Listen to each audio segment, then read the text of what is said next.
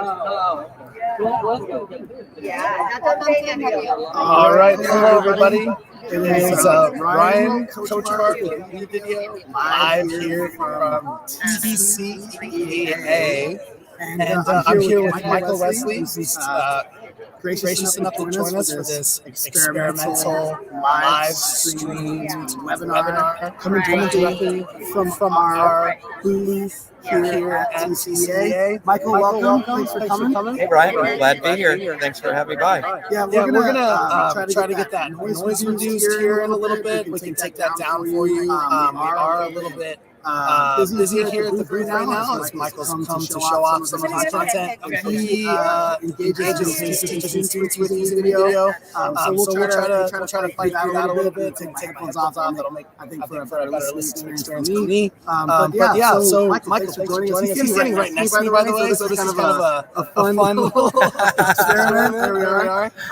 But for the viewers out there who might not know your work or your backstory, can you give folks a little bit about who you are and what you do? So Michael Wesley, obviously, but I'm from Virginia Beach, Virginia, and out here in Texas to check out the conference. And as far as my background, I was in the classroom for 19 years, and for the last 7, I've had the opportunity to be the instructional technologist in my school, and we're lucky to be embedded in one school, so one of us for each of our schools.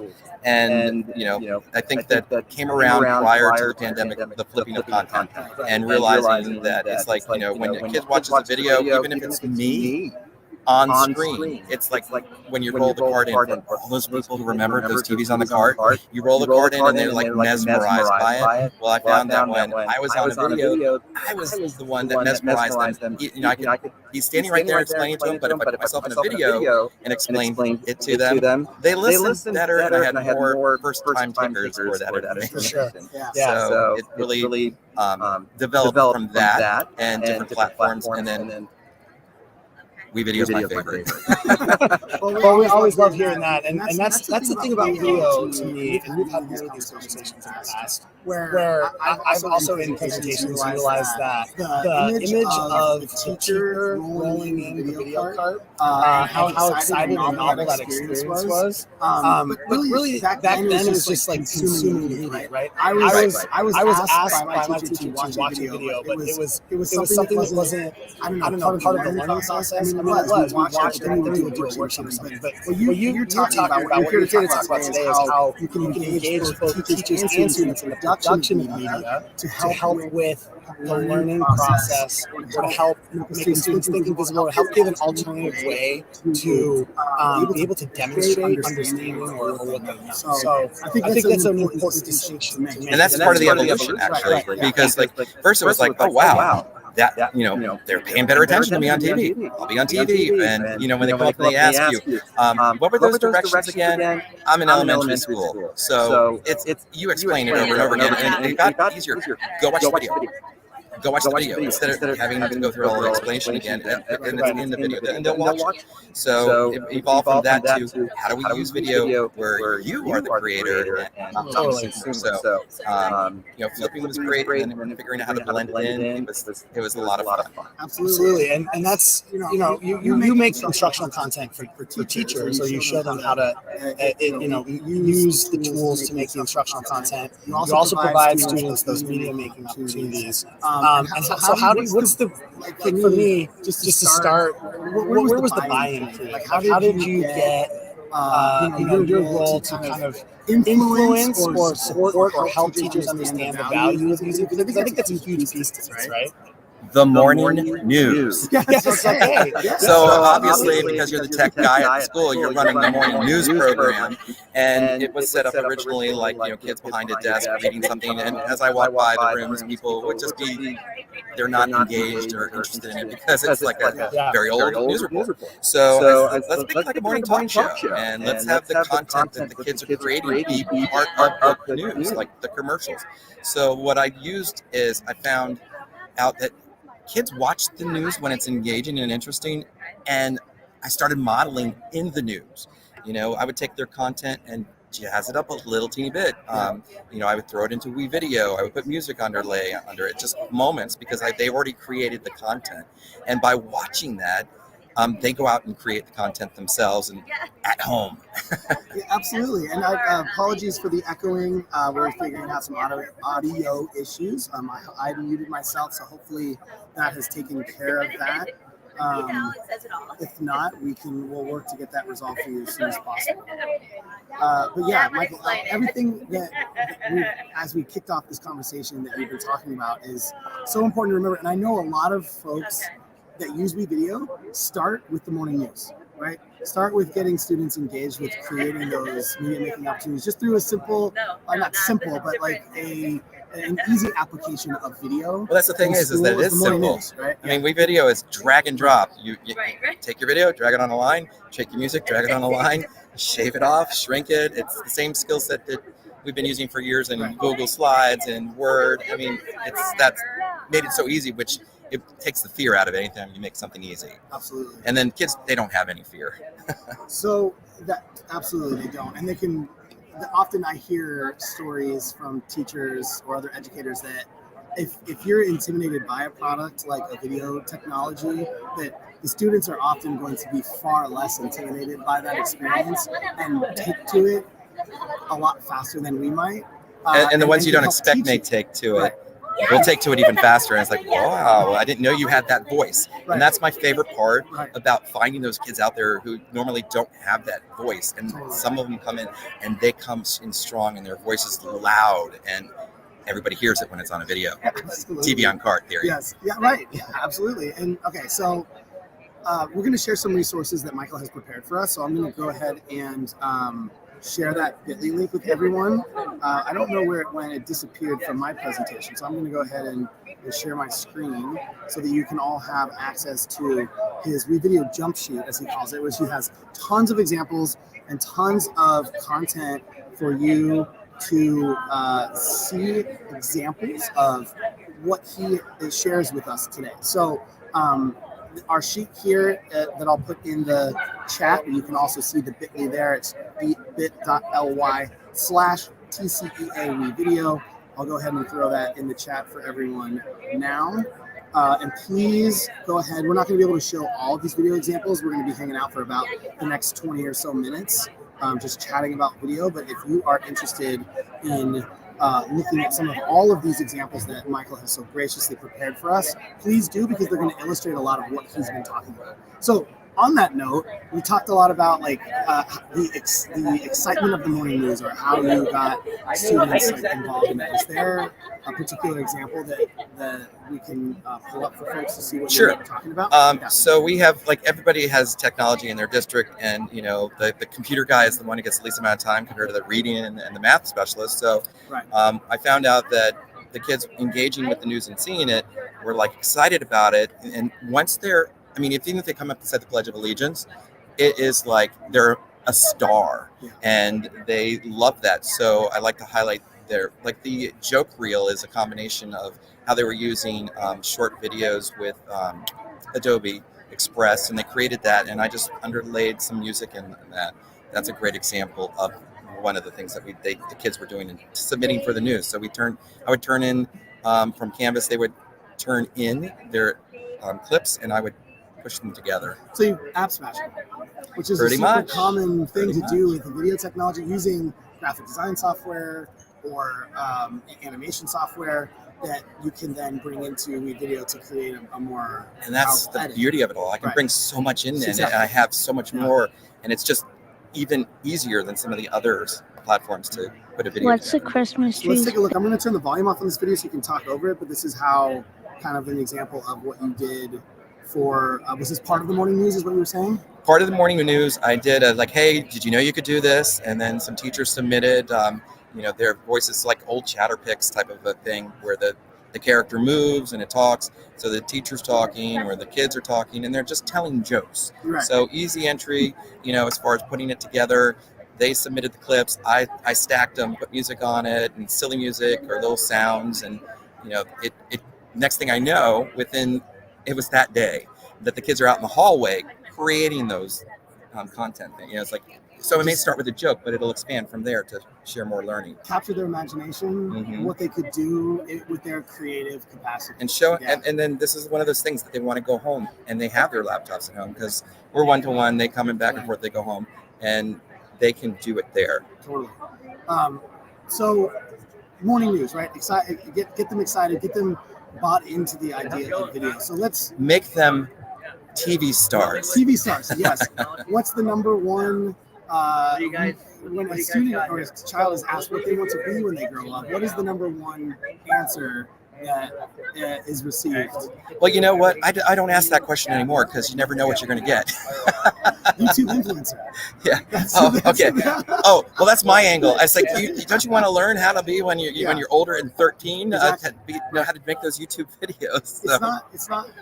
It's not just turn on a camera and stream to YouTube. There's a lot that goes into it. So if you actually do want to be a producer of media, if you do want to be someone that is on the screen, there are countless amounts of skills that can be gained through absolutely. These media making opportunities in front of students. The planning of it all for live. Nice to see you.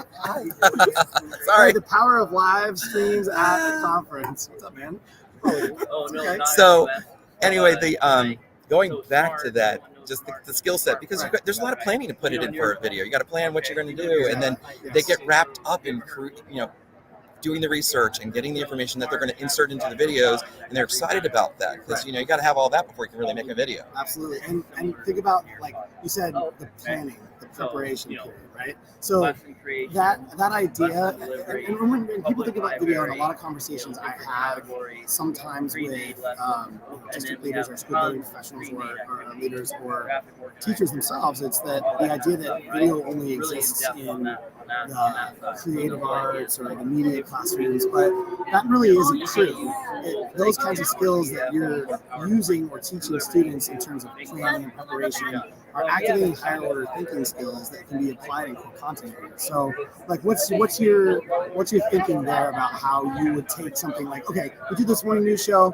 Yes, we're doing all this prepping and planning, and now I want to bring it into like the fourth grade classroom, the core content areas of fourth grade. Have you seen what successes have you seen there, or how have you approached that in your practice? So you kind of sneak it in by having fun first. Okay. Yeah, absolutely. I mean, all of that happens, organically. Right. All of that is required, and then depending on the teacher, the grade level, developing a scaffold of some kind. Right. And you just, is it going to be just like little blank comic strip squares? Is it going to have a more involved scaffold? Is it going to start out on a big piece of construction paper? The example in here with like sharks is this example was one a student created, and it was off of their research, and they had to do like 5 elements in their scaffold, and once they had those 5 elements, they were able to make the video. Cool. And it basically guided them through the process, and they just put their learning on there. And of course, it's magic, and they a lot of times go beyond what they were required to put in there because they get excited about sharing more. Excited about sharing, excited because they get to be directing their learning. Absolutely. You have the buy-in. They're invested in their learning, and they have control over their product. Absolutely. It's not like a worksheet that they're coloring in or cutting and pasting together. They are actually creating and using their own thinking. And that's something like I have a background in maker education, right? And something we talk a lot about in that space is how powerful it is for the learning process or understanding or comprehension to be producing an artifact of learning, right? Now a worksheet can be an artifact of learning because you're producing something, but it's so much more powerful when you personally author a piece of something, whether that's like I've made something in the physical space or I have created something digitally that I am the owner of. I am the one in control, like you said, of what I'm making. I think if it boils down to me, to audience. Yeah. A lot of times in education, the audience is the audience of one. Right. these kids are creating for the audience of one, the teacher. Right. I love the ability to broaden that audience. The morning news, they see it there. The parents can see it on the link. They can send the link from if it's sent to them in Seesaw or their LMS platform. They can share it out to family members. The bigger the audience, the more the kid's going to be invested into what you're learning. So that's powerful. Yeah, and I use the phrase "don't let content die in the classroom," meaning like we need to share the work of our students and show the impact of the teachers and the learning that's happening in the classroom. If it's providing an alternative way for kids to learn, and I think you said something incredibly important that it needs to go beyond just. I'm a teacher, I'm doing this, and now I'm grading it, and that's it. That's what it is. And where's it goes? It goes into a weekly folder, into a book bag. And how many of those pieces of paper are going to be in one of those frames, those nice frames you can put in, or hung on the refrigerator? But who's going to see that in the family outside of the direct family? Exactly. Totally. And what they pick out to put on the fridge may not be what the child would necessarily want on the fridge. Absolutely. So. Yeah. The bigger the audience, the better, and just look at it like they get excited about that ability to share. Right. Is there, so thinking about the other aspect of your work, right? Yes, you are impacting students directly, but I also know that we've had conversations where you're supporting teachers in their work with video by using WeVideo in their classrooms. So can you talk with me about that level of support that you provide, or how you push it in, or how you help teachers create instructional content using video? Going back to the shark example, since it was an 11 by 17 piece of paper. The scaffolding was sketched on there by the kids, and each section was titled. And that's something that they're used to doing. They've always done it. It's just, it was part of that yearly project, and what they did, and they narrowed down what the kids picked, between animals, and they had library lessons, and they did all of that stuff. All I said is, why don't we take that learning and showcase it, and then you can take all of those videos and put them in a depository that you can collect it all in one spot, send out one link, and share it with the entire family. Everyone else's videos. Plus, they're learning from each other. Yes. Because not all the kids pick the same, animal in that situation. Right. So they get to watch their friends' videos and at home. So they're learning at home. This example here is shark. Is that the example? And this was the kids' first time out the gate. Yeah. I'm not a robot, Google. Great. Okay. So let's take a look at this. Oh, Jackson. Yeah, so, he found his own graphics, and he just was real passionate about it. And so this is, do sharks really want to eat people? Yes. That's what the title is. Reminds me of something I saw yesterday in one of the sessions, but yeah, I wonder. But no, they don't. And he knows that. Right, and we didn't even, and that wasn't what he needed to know. That wasn't really, it was like, what do sharks eat? Right. Was one of the squares he had to fill out, like, what do they eat for their food? And it's like, well, they don't eat people. And so there's research involved here. Yes. There's informational literacy. Before he even touched the video portion. Right. Yeah, exactly. He had all of it, and he just used the platform and having all of the resources, because our district, we actually own it for the students, and he could go through, and obviously he's accessing the videos here that are in the stock videos, and then he has stock pictures, and he's going in with the voiceovers. He's done a great job. And that's second grade. This is a second grader. Right. So he's going through, if you can't hear, he's kind of and whales, and they have no interest in humans. That's animals illegal. that sharks eat. And speaking A threat over to narrating great in the whites video, is facts that about sharks fishing- from the research. Right. And put this video together to show, like you said, his, not just his teacher and his peers, but now you can watch these videos They get them at for the home, shark family, teeth. and beyond. And then during the development of this project, one of the first conversations we had for myself was, well, if you're going to limit the animals or pick 5 animals that they can choose from, let me check the stock of, like if you pick a giraffe, let me make sure that WeVideo has images and videos of giraffes or something. Exactly. So let me look at, I was like, oh no, the video messed up. But no, he put that in there. Yeah. But you know, let me This is a check great and see example. how the lot. You know, if you're gonna pick an awkward animal, just let's eliminate that. And Right. we went through. We picked 5 animals that had enough support From the stock media library. from the Yeah. stock media But library. again, that's another skill in of itself, like choosing the right media for the. Now, okay, right. This project is not about video editing. It was about animals. Right. And this was their first dive into it. Right. So of course, you know, they're all chomping at the bit to be part of the video making. Right. Oh, I'm sorry, you haven't finished your scaffolding. All your pre-work. As soon as you're finished, you Yeah. absolutely. Oh, no problem. And you know, this project, the teacher did do it, and the kids were so engaged with that. They, in the few that need to finish it up, and the few that were getting started, and you know, of course, this was like one of the top, you know, third of the class in their presentations, while the other ones were learning it because everyone's at different abilities. Sure. But this was still his first dive, and all the class, they were engaged with this for like, I'm talking 90 minutes. That's amazing. It is amazing. That's amazing. And the level of engagement, it was that last 10 minutes of the 90 minutes where you could see them kind of like, these are second graders, but they didn't wiggle until like the little bit of the end. And it's like the teacher wanted to keep going because she was enjoying it. Yeah. And that was another thing too, is that she never dove into it. Right. So I'm modeling and showing it, and I'm having her create her own little video on the side, and she's helping them, and they're teaching her, because you know, kids will always teach somebody else how to do it. And, you know, you don't have to be the expert. Teachers say, "Oh, go ask Johnny." Exactly. You know, go ask that person over there how to do that, because she's helped them with something, or knows they know how to do that, or they taught her. Right. And that's, again, that's the distributed learning, right? Distributed knowledge. The students are now teaching one another, or even teaching the teacher.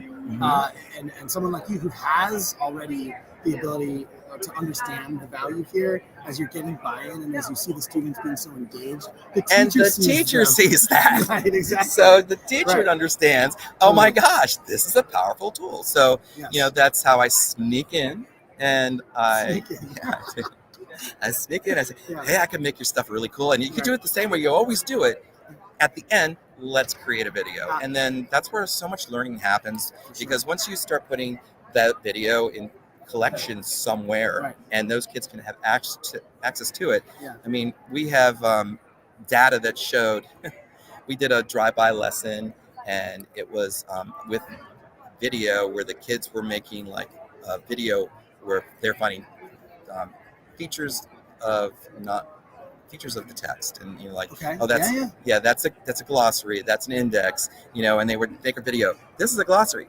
This is it. And we just had books scattered on the table, and they were doing that by lifting up the book, saying it real quick, and that was the end of the video. And so that's not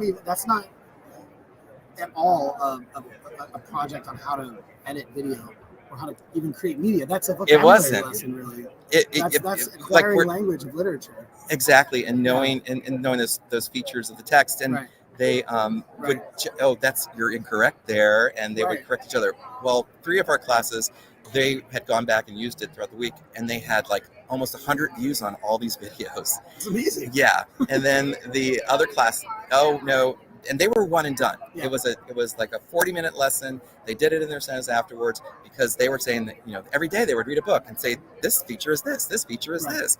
And after a month, the kids hadn't gotten it, but after this one lesson, the 3 classes were done, because the kids were watching the videos the other kids had done. And the one teacher said, I didn't get that same result. I was like, okay, well, let's pull it up. And her watch rate was like 2, 4, 8. You know, she hadn't done what the other teachers had done and allowed the children to learn from each other. So it just goes to show the power of video, especially when you can have them learning from each other, and you're not the stage on this, you know, the stage on the stage. Right, exactly. And that's, I think it's interesting, because there are, like, when we come to a conference like this, it's not a sell, right? There's no selling to people who are here or involved directly in instructional technology or education technology about why distributed learning, or why not being the direct instruction teacher all the time is a good thing for kids. But it's amazing how much that still exists, and how difficult it is to shift that mindset, and how difficult it is to provide these experiences. Well, it's really hard. That's the biggest thing, is letting go. Right. Letting go. And see, the thing is that when you have, when you do this, you have scaffolds, you have some kind of something that you have to do before you can make a video. Right. And, you know, what I learned, I could actually feel it. I remember that time that I felt it, of letting go and realizing, you know, like as a second grade teacher, I was always making more time. I'll give you extra time, I'll give you extra time, and, you know, because I needed that, because I needed the grade or whatever. Yes. And then it got to a point where it's like, I don't need a product. And I moved on, and I could call them over and say, okay, tell me this, and I could assess that they had the knowledge. Right. They didn't have the video product. Yeah. But that was what we were doing at the time. But I moved on. I'm sorry. Next time we'll hopefully get your organization better. But they did what I wanted them to do. They learned the content. I just didn't have a product. And I was like, oh, I can not have a product and give them like some kind of assessment some other way. And they can show me that they've basically essentially learned the knowledge too. So, you know, but of course, if they didn't get to the video, they would start working their times out better to where they could get that in because they wanted to. Yeah, absolutely. And so we just have a few more minutes here with Michael, and I just wanted to touch on one last thing with you, because I know we've talked a lot in the past about you know, where you work in Virginia Beach, and the initiatives in your school district that are innovative and forward thinking, and you are provided in, and it feels to me from the outside looking in that you're well supported, right? And not everybody may be as well resourced or as like have a teacher like you to come in and push in. So I always ask this question to everybody, and you've probably answered this with me before, but like, if I didn't have a Michael Wesley at my school to help me jump into a video project or to help me understand what I could do with my students, what's a great place to start? Do you have you don't need a Michael Wesley. That's the best part. There you go. Okay. Because, you know, as an innovator and as somebody who uses technology, you don't need me, because like WeVideo is not anything that has a hard learning curve. It's easy. It doesn't take long to figure it out. And the kids, if you don't know how to do something, they figure out for you. Now, another great thing about WeVideo is you just Google stuff that you want to know how to do, and there's a support video somewhere. It's not like somebody didn't make something to tell another somebody how to do that. And I mean, how to do like the extra things, you can go into the WeVideo, because you guys have the video stock libraries of like the previous conversations and whatnot. But it was such an easy dive, unlike some other things that you have to really hurt a little bit learning in the beginning. This is not one of them. What's the first project you would suggest for someone? Like, okay, I have a group of third graders, and I have these lessons that I've been doing, and I want to make them a little bit more engaging by using video. And I have, you know what, I've gone through the tutorials, I've learned it myself. Now I'm excited to bring it to my kids. Like, what's a low stakes, easy entry point, like video multimedia creation assignment that you've done or you've seen successfully implemented into a first-time classroom? Super low was the jokes. Okay. Super low. Yeah, make a joke video. Make a joke video, and we app smashed it with Animate to audio and made little Chatterpix things, and then we just laid music under it and a couple of silly sound effects if we needed them. Cool. Super easy jump, and then from there the kids get excited about it, they tinker with it, and then you can rely on them. You don't even have to know. Yeah, absolutely. Well, we are out of time. We are at time for the half an hour we had planned for this session. This video will be on demand after we're done here. After I end the stream, you can come back to StreamYard or to the WeVideo website and access the content here. If you want to check out any more of our webinars, we run them every week on Tuesday at varying times. You can head over to our website and check out and register for all of our WeVideo webinars. I'm just going to pull up that link for you right now. It's wevideocom/webinars. Michael, thank you so much for coming by today, coming by the booth and doing this little experiment with me live from TCEA. We are here. If you're here at TCEA and you're viewing this now from somewhere else in the convention center, please come stop by. WeVideo booth number 1049, 1049 is the booth number. Michael, thank you so much again for hanging out. Yeah, and everybody, watch My Little Kids Movie Stars. Yes. Look at them, because that's the audience has just gotten even larger. And those links, please take that bit.ly. It's in the chat, and watch all of these examples. These are some great ways to get you started in your classrooms using the video. But I think we'll wrap up and say goodbye from TCEA. Thank you so much for joining us, and happy creating. Bye, everybody. Insert here. right? So making videos.